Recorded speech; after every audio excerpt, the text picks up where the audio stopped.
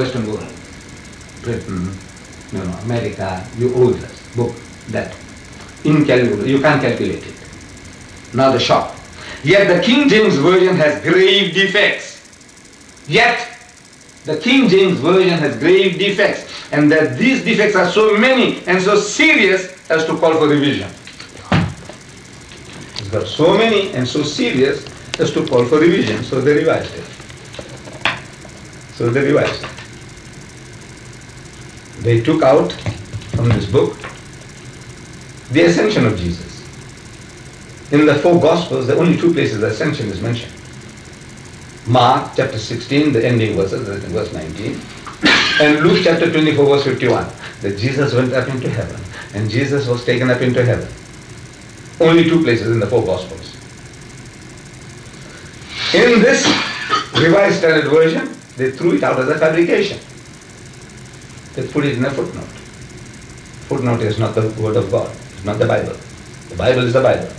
The footnote is the editor's notes. Am I right? Footnote is not the word of God. Any footnote, any notes that people make there is not the word of God. The word of God is what is there in the main text.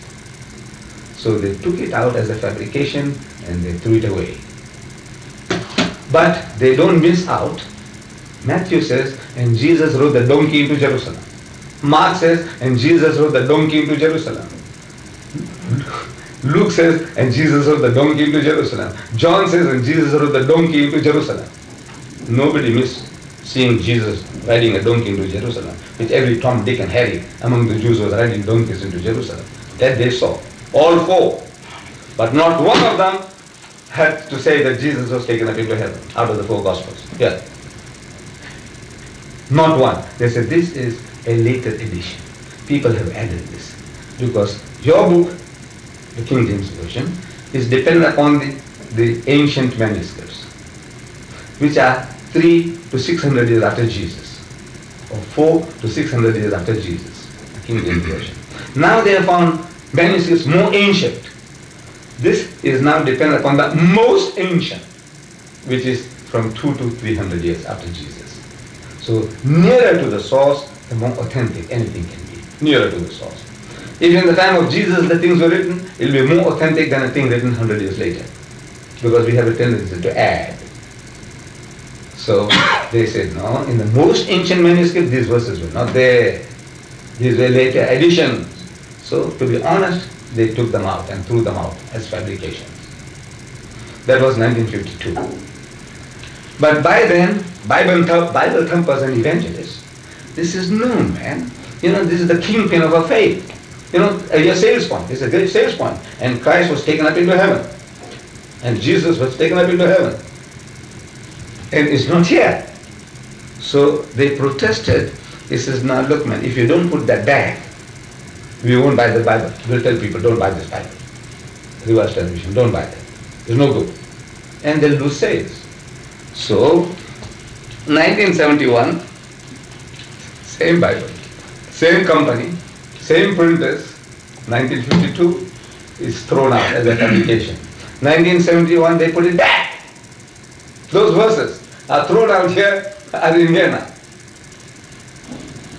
But they give you an explanation why they did this. They tell you, where? In the preface. And who reads the preface? Hardly anybody. And only the priests and the scholars will read, but they are not the people to tell the congregation what they read in the preface.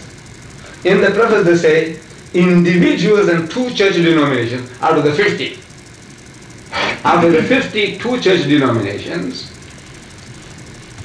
they made recommendations that these verses be put back, so they put them back. They are back again. Back again. What was thrown out is now put back. So you are not listening to God. If God told you take it out and you took it out, I can understand. If God told you put it back and you put it back, I can understand. But you're depending upon individuals, vested interests, Bible thumpers, hot gospelers, evangelists, tele-evangelists. What they tell you, you do. Is this how you produce Word of God? Is this how Word of God is produced? No.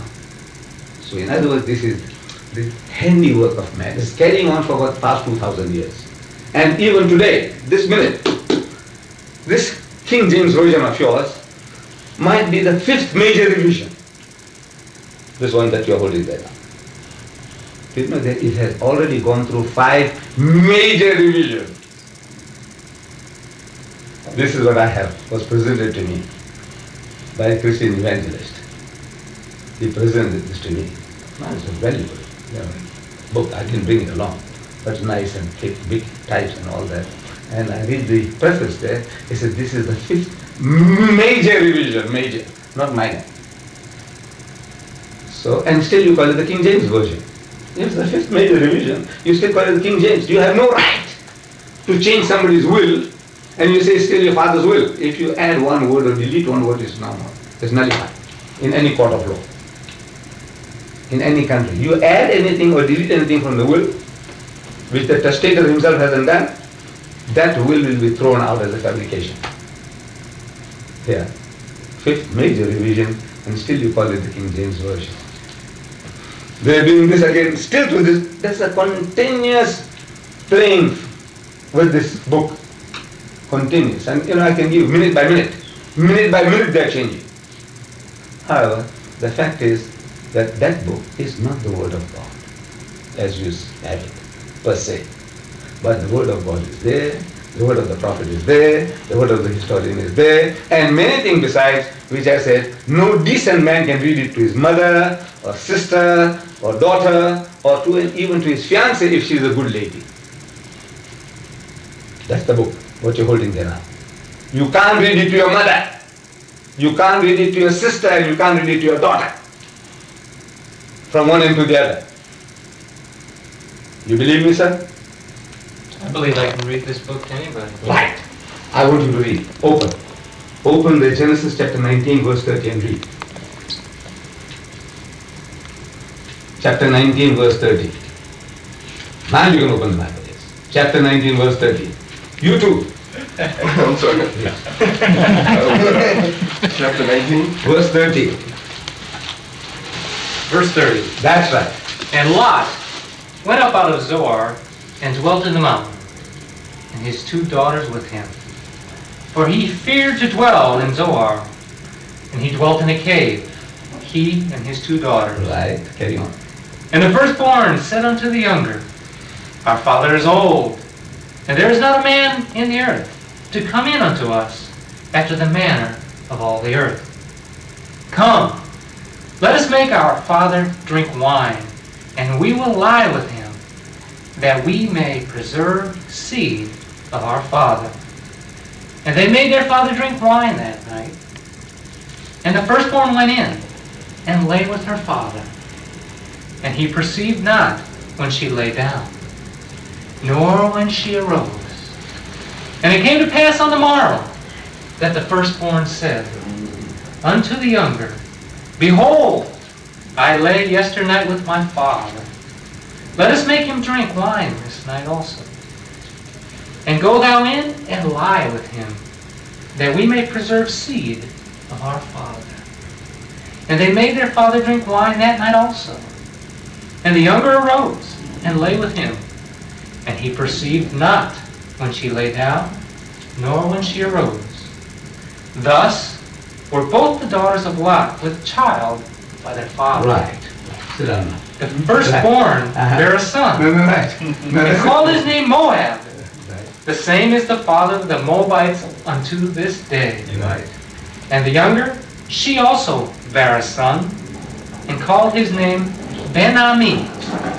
The same is the father of the children of Ammon unto this day. Right. Beautiful. Beautiful reading. Now your young sister, 12-year-old, she is reading that. Collecting the seed of the father. She wants to know what seed. Naturally. A young child wants to know what seed. What seed? And she's going to come and ask you, ask her father, ask your daddy. He said, Daddy, what seed were these girls wanting to collect? No. She was going to go to an older girl at school. And he says, now, tell me, this is collecting the father's seed. What kind of seed do fathers carry? So the older girl will explain. He says, it's like this, like that. So why don't they do things like that? He says, no, it's very pleasurable. That